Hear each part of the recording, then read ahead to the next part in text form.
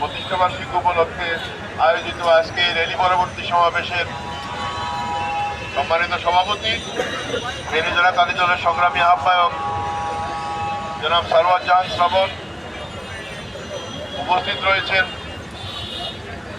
ফেনী জেলা বিএনপি সদস্য সচিব ত্যাগী জননেতা জনাব আলাউদ্দিন আলাল ভাই,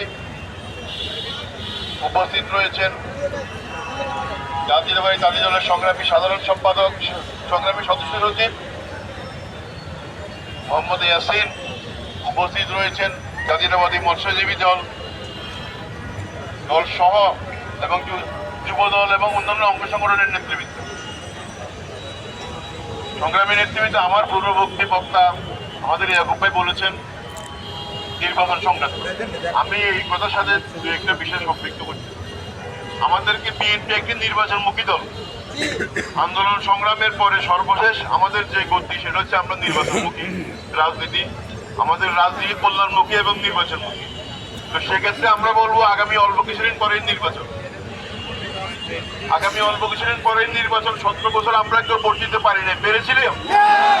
আমরা কেউ ভোট দিতে পারি না। এবার আমরা ভোট দিব। এবার আমরা ভোট দেব এবং ইনশাআল্লাহ দানিশ শেষকে বিজয়ী করবো, বেগম খালেদা জিয়াকে বিজয়ী করবো। এই জন্য আমাদের এখন থেকে প্রস্তুতি গ্রহণ করা উচিত। এখন থেকে ঘরে ঘরে যাওয়া উচিত। মা বোনদের কাছে দানিশ শেষে ভোট চাওয়া উচিত।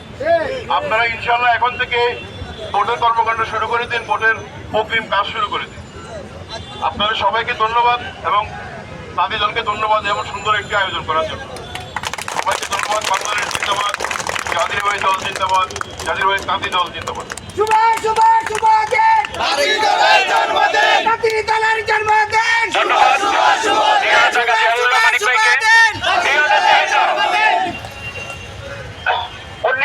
সালে 18 ফেব্রুয়ারি বাংলাদেশ জাতীয়তাবাদী তাঁতি দল